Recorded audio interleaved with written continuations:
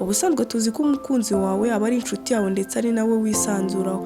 Niba atangiye kukugaragariza ibi bimenyetso ukwiye gutangira kubaho nk'utamufite kuko isaha n'isaha yagusiga. Icya mbere, usigaye umubwira ko umukunda agaseka cyane ugategereza akagusubiza ukumva yigize nkaho nta n'ibyo yumvise. Icya kabiri, muba mugitangira kuvugana kuri fone ukumva ngo reka nitabe uyu muntu, ugategereza ko yongera kuguhamagara ugaheba ndetse nawe wamwihamagarira ukumva aracyahuze mpaka.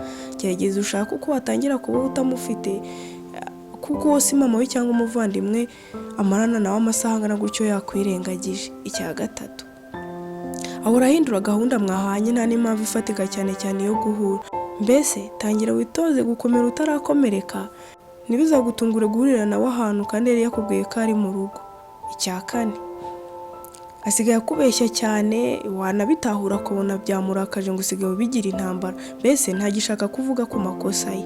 Icya gatanu, asigaye agukanira ku buryo iteka n'iteka iyo ugiye kumuvugisha uba wumva ufite ubwoba, ntukimwisanzuraho. Tangira umwikuremo kuko niba bitangiye kuba ikosi, urukundo ntabwo ari igisirikare. Icya gatandatu, yatangiye kukugereranya n'abandi ukumva avuga ngo ba runaka se bo ko bakundanaga ubu baracyari kumwe, ubu se twe tubarusha iki? Tangira wiyakire ntabwo akikubonamo ubwo bushobozi. Icya karindwi, asigaye aguhisha ndetse ibintu byinshi yabigize ibanga, bivuze ko ntabwo akikubonamo uwo yifuza. Tangira wiyakire kuba utamufite, asigaye afite undi abibwira.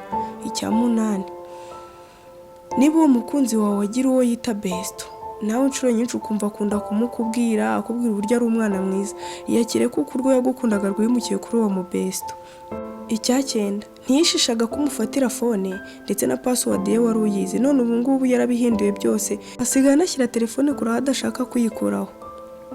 Tangira wiyakire kuko hari ibyo aguhisha.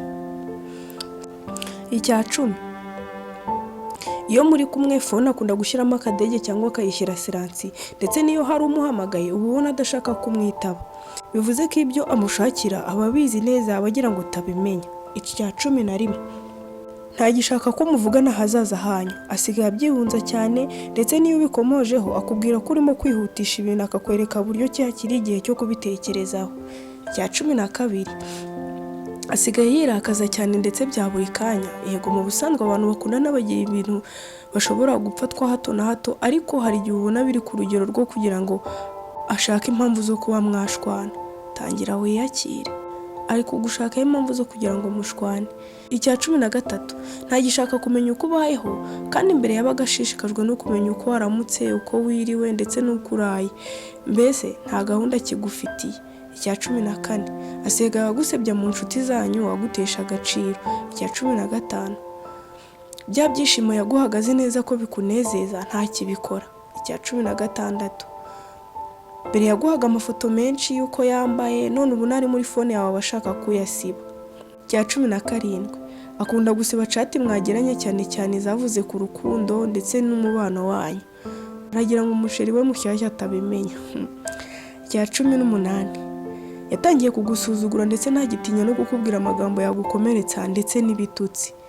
Atangiye kukubakwa kandi mbere yabaga ari umuntu ubona ari umwana mwiza afite ikinyabupfura cyinshi. Ubwo asigaye agufata nka nyakatsi. Icya cumi n'icyenda,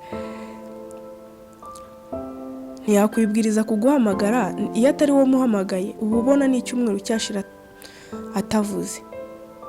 Kandi mbere urabizi urukundo rugishyushye bagaguhamagara utumesaje twa buri kanya. Tangira wibwire nyine ngo hari undi mwana uri mu kazi. Icya makumyabiri, iyo muri kumwe ntaba ashaka kumwegera, ubona ameze nk'uwasesemye, mbese tangira witoze kuba utamufite kuko aba aguhunga cyane, ntagikubonamo umukunzi. Tangira wiyakire.